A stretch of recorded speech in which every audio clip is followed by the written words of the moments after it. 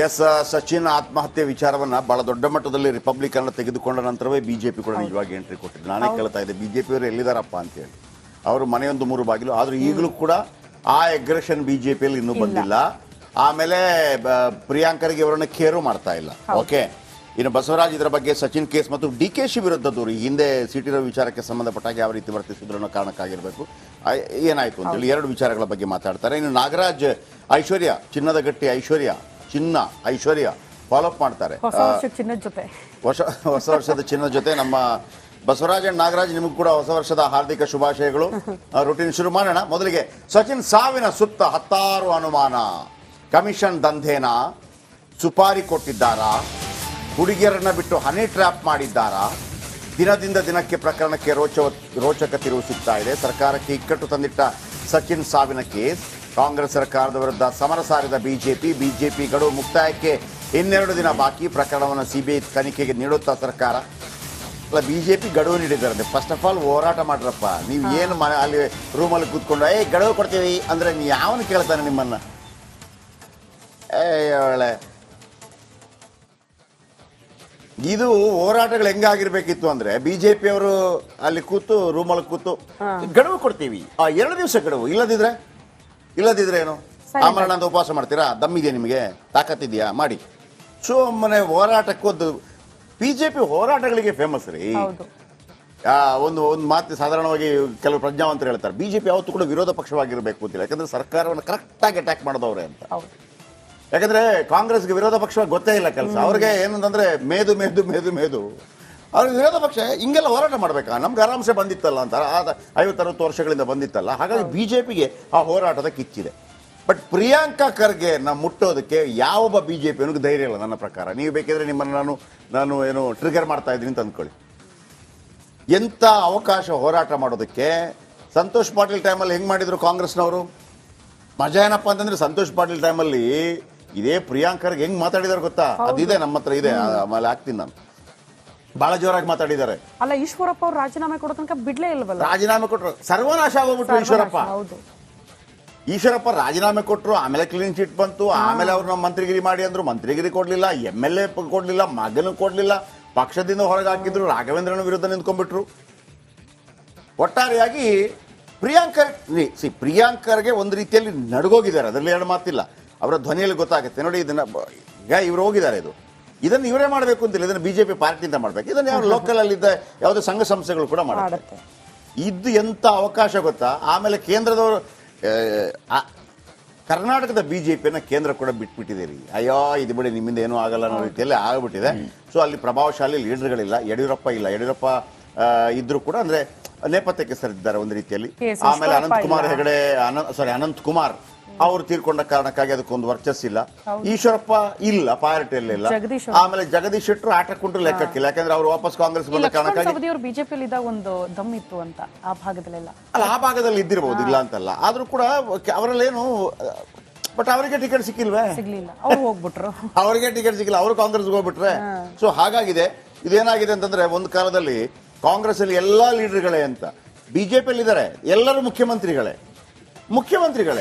66 ಇಟ್ಕೊಂಡು ಅಲ್ಲಿ ಬಸವನಗೌಡ ಪಾಟೀಲ್ ಮುಖ್ಯ ಅವ್ರು ಹೇಳ್ದಂಗೆ ನಾನು ಜಗ್ಗಮಗ ಅಲ್ಲ, ನಾನು ಬಗ್ಗಮಗ ಅಲ್ಲ, ಜಗ್ಗಮಗಲ್ಲ, ನಾನು ಮುಖ್ಯಮಂತ್ರಿ ಅಂತಾರೆ. 66 113 ಆಗಬೇಕು. ಯಾವನ್ ಹೇಳ್ತಾನೆ ಅದನ್ನ? ಆಯ್ತಾ, ಇರ್ಲಿ. ಯುವ ಗುತ್ತಿಗೆದಾರ ಸಚಿನ್ ಪಂಚಾಳ್ ಆತ್ಮಹತ್ಯೆ ಕೇಸ್ ಸರ್ಕಾರವನ್ನ ತೀವ್ರ ಇಕ್ಕಟ್ಟಿಗೆ ಸಿಲುಕಿಸಿದಂಗೆ ನನಗೆ ಕಾಣ್ತಿಲ್ಲ. ಅವ್ರು ಕೇರೇ ಮಾಡ್ತಾ ಇಲ್ಲ. ನೀವು ವಿರೋಧ ಪಕ್ಷಗಳು ಹಂಗೆ ಮಾಡಬೇಕು. ಹೇಗೆ ಗಣಿಗಳ ಮೇಲೆ ಆರೋಪ ಬಂದಾಗ ಹೇಗೆ ಅಹೋರಾತ್ರಿ ಧರಣಿ ಮಾಡಿ ಪಾದಯಾತ್ರೆ ಮಾಡಿದ್ರು ಅದನ್ನ ನೋಡಿದೀವಿ ನಾವು. ಆಗ ನಿಮಗೆ ಅದರದೊಂದು ಟೆಂಪರ್ಮೆಂಟ್ ರೆಡಿ ಆಗುತ್ತೆ. ಏನಪ್ಪ ಸಿಗುತ್ತೆ, ಏನಾಗುತ್ತೆ ಇದೇನೂ ಇಲ್ಲ. ಅವ್ರು ಹೋದ್ರು, ಕೂತ್ಕೊಂಡ್ರು, ಮಾತಾಡ್ಕೊಂಡ್ ಬಂದ್ರು, ಮುಗಿದೋಯ್ತು. ಆಮೇಲೆ ರೂಮಲ್ಲಿ ಕೂತ್ಕೊಂಡು 2 ದಿವಸ ಗಡುವು ಕೊಡ್ತಾನೆ ಇವಾಗಲೂ ಅನ್ನೋ ರೀತಿಯಲ್ಲಿ ಸರ್ಕಾರ ಮಾಡ್ತಾ ಇದೆ. ಇವರು 2 ದಿವಸ ಪ್ರೆಸ್ ಮೀಟ್, ಅದು ಒಬ್ಬೊಬ್ಬರೇ ಛಲವಾದ ನಾರಾಯಣ ಸ್ವಾಮಿ ಮಾಡಿದ್ರು, ರವಿಕುಮಾರ್ ಮಾಡಿದ್ರು. ನಾವು 2 ದಿವಸದ ಗಡುವು ಕೊಡ್ತೇವೆ. ಸಿದ್ದರಾಮಯ್ಯನ ಹತ್ರ ಕೇಳಿದ್ರೆ ಸರ್ 2 ದಿವಸ ಗಡುವು. ಯಾರು? ಬಿಜೆಪಿ ಅವರ ಅವ್ರು ಕೊಡ್ಲಿ ಗಡುವು. ಇಷ್ಟೊಂದು ಕಾಮಿಡಿ ಆಗ್ಬಿಡ್ಬಾರ್ದು ವಿರೋಧ ಪಕ್ಷಗಳು ಕೂಡ. ಹೆಂಗಿರ್ಬೇಕು ಹೋರಾಟಗಳು ಅಂತಂದ್ರೆ, ಅಪ್ಪ ಹೋರಾಟ ಮಾಡ್ಲಿಕ್ಕೆ ಗೊತ್ತಿಲ್ಲ ಅಂತಲ್ಲ, ಬಿಜೆಪಿಗೆ ಕಲಿಸ್ಕೊಡ್ಬೇಕಾಗಿನೇ ಇಲ್ಲ ರೀ ಹೋರಾಟ. ಇದು ಏನು ಚಪ್ಪೆ ಸೋಡಾ ಅಂತೀವಿ ನಾವು. ನಮ್ಮೂರ ಕಡೆ ಒಂದು ಗೋಲಿ ಸೋಡಾ ಬರುತ್ತೆ. ಗೋಲಿ ಸೋಡಾದ ನೀವು ಕುಡಿದಿರ್ಬೋದು. ಗೋಲಿ ಸೋಡಾ ಕುಡಿದಿದ್ದೀನಿ. ಅದರಲ್ಲಿ ಕಲರ್ ಎಲ್ಲ ಬರುತ್ತೆ. ಹೌದು. ಆಮೇಲೆ ಈ ಜಿಂಜರ್ ಸೋಡಾ, ಚಪ್ಪೆ ಸೋಡಾ ಅಂತ ಹೇಳೋದು. ಚಪ್ಪೆ ಸೋಡಾ, ಚಪ್ಪೆ ಸೋಡಾ ಏನೂ ಇಲ್ಲ ಅದರಲ್ಲಿ. ಓಕೆ, ಈಗ ಸಚಿನ್ ಕುಟುಂಬಸ್ಥರು ಸಿಬಿಐ ತನಿಖೆಗೆ ಒತ್ತಾಯಿಸ್ತಾ ಇದ್ದಾರೆ. ಬನ್ನಿ, ಇದರ ರಿಪೋರ್ಟ್ ನಿಮ್ಮ ಮುಂದೆ ಒಂದು ಇಟ್ಬಿಡ್ತೀನಿ, ಆಮೇಲೆ ಮಾತಾಡೋಣ.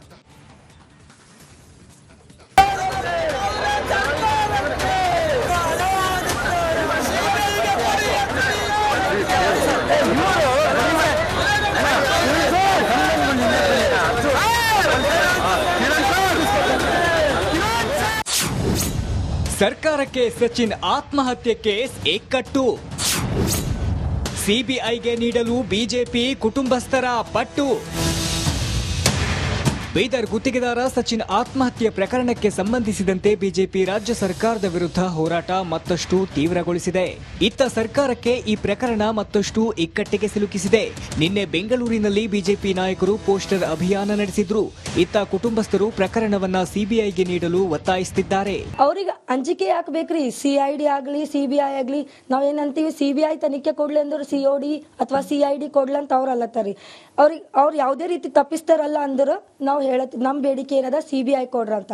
ಅವ್ರು ತಪ್ಪಿಸ್ತಾರಲ್ಲಲ್ರಿ, ನಾವು ಗೌರ್ಮೆಂಟಿಗೆ ಇದೇ ಹೇಳತ್ತೀವಿ, ನಮಗೆ ಸಿಬಿಐ ತನಿಖೆ ಬೇಕಂತ.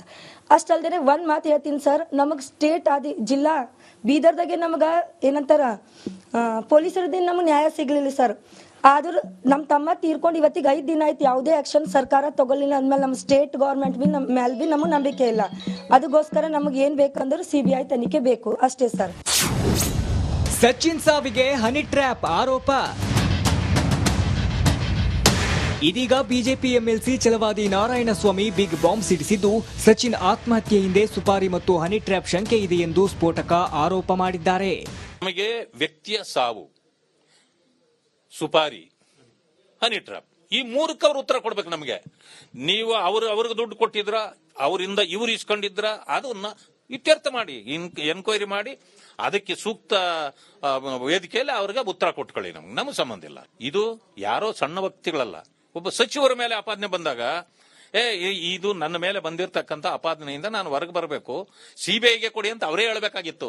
ಈ ತನಿಖೆಯನ್ನು ವಹಿಸಬೇಕಾಗುತ್ತೆ ಮತ್ತು ಯಾವುದೇ ಒಂದು ವಿಷಯದಲ್ಲಿ ಕೂಡ ಇವತ್ತು ಆ ನ್ಯಾಯ ಸಿಗೋ ವಿಚಾರದಲ್ಲಿ ಕುಟುಂಬಕ್ಕೆ ಇವತ್ತು ಧೈರ್ಯ ಏನಾದರೂ ಸಿಗಬೇಕು ಅಂತಂದ್ರೆ ಸಿಬಿಐ ಇಂದ ಎಂಕ್ವೈರಿ ಮಾಡಿದ್ರೆ ಮಾತ್ರ ಸಾಧ್ಯ. ಇವತ್ತು ಸಿಐಡಿ ಸಿಒಡಿಗಳು ಇವೆಲ್ಲವುದರಿಂದ ಕೂಡ ಯಾವ ರೀತಿ ಕಾಂಗ್ರೆಸ್ ನಾಯಕರುಗಳು ಹೋಗಿ ಬೆಳಗಿನ ಜಾವ 3 ಗಂಟೆಗೆ ಹೆದರಿಸಿದಾರೋ, ಇವರು ಕೂಡ ಅದೇ ರೀತಿಯಲ್ಲಿ ಹೋಗಿ ಹೆದರಿಸಿ ಪ್ರಿಯಾಂಕಾ ಖರ್ಗೆ ಅವ್ರ ಪರವಾಗಿ ಸ್ಟೇಟ್ಮೆಂಟ್ ತಗೊಳ್ಳುವಂತ ಒಂದು ಪರಿಸ್ಥಿತಿ ಬರಬಹುದು.